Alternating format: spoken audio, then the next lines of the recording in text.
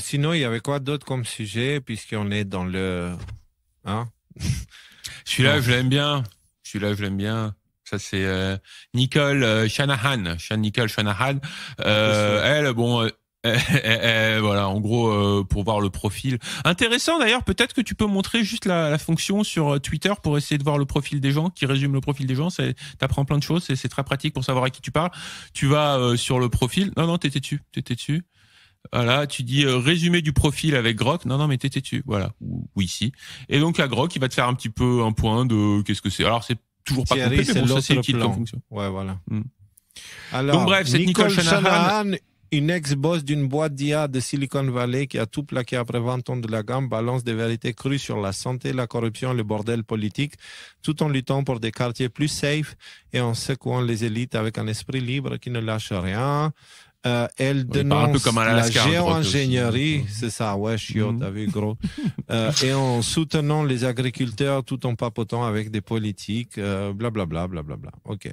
Entre parenthèses, elle est devenue aussi quand même pas mal visible, beaucoup plus visible en fait qu'avant, parce que moi avant que je la connais pas, parce que quand RFK était encore candidat à la présidentielle l'année dernière, c'était sa colistière. Donc du coup, elle est associée à RFK, ils ont bossé ensemble, il y a quelque part une forme de confiance tacite qu'il est en train de lui donner. Bon, et là, elle est en train de nous rapporter quoi? Je sais pas si j'ai des acouphènes ou je suis un truc dans mon casque. Dans mon casque. T'as des acouphènes. Elle est en train de nous rapporter quoi? Elle est en train de nous rapporter une information là qui est sur la table depuis quand même plusieurs semaines. En ce moment, il y a beaucoup d'États, je crois qu'on en est à une trentaine d'États aux États-Unis, qui ont interdit la géo-ingénierie et la modification du climat. 30 États, et il nous dit le gouvernement fédéral devrait suivre bientôt. Alors elle y est pas au gouvernement fédéral, mais c'est quand même une proche de RFK qui lui-même s'était exprimé sur un tweet qui avait fait couler beaucoup d'encre à l'époque en disant à propos d'une vidéo qui montrait donc les traînées derrière les avions de changement de temps, il faut qu'on s'occupe de ce crime, quand je serai à la santé, on va s'occuper de ce crime là. C'est quand même un truc que moi j'appelle de mes vœux parce que c'est traîné dans le ciel à titre personnel, même si on n'a pas toujours été d'accord tous les trois sur le sujet.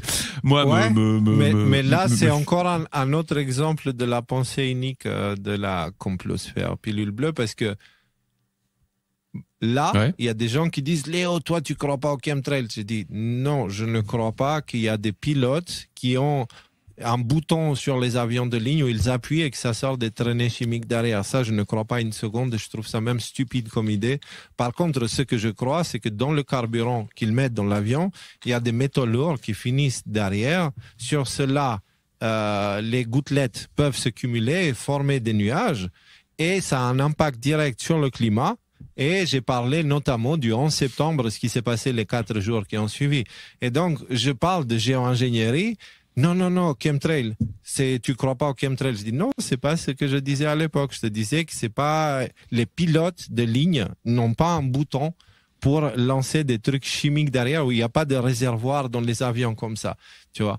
Donc, et tu vois, là, c'est soit tu vas penser le truc caricatural des chemtrails où tu as l'impression qu'ils nous mettent de l'antiparasite ou je sais pas quoi, soit dans la pensée mainstream où ce sont des traînées de condensation, de condensation sans aucune conséquence sur le climat. Moi, je dis ce sont des traînées de condensation avec une grande conséquence sur le climat. Et j'ai expliqué le phénomène.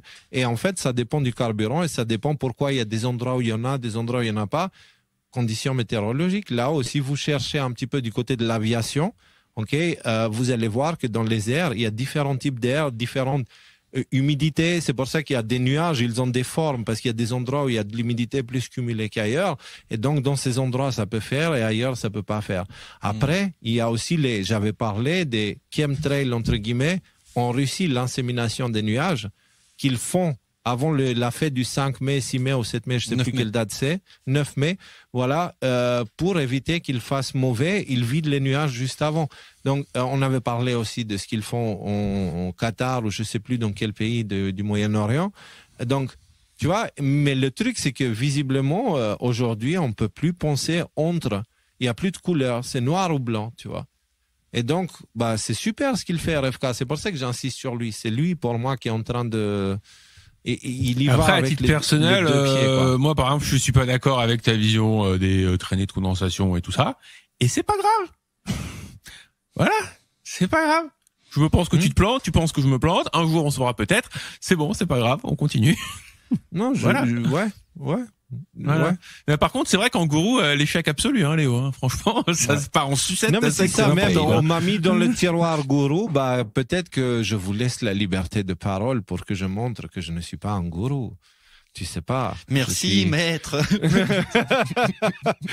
Non, mais le truc, c'est, tu sais, j'en ai un peu marre aujourd'hui. Moi, j'essaie juste de vivre ma vie tranquillement, de réfléchir librement et de m'exprimer librement. Et parce que je suis un être humain libre et je suis à la quête de la vérité.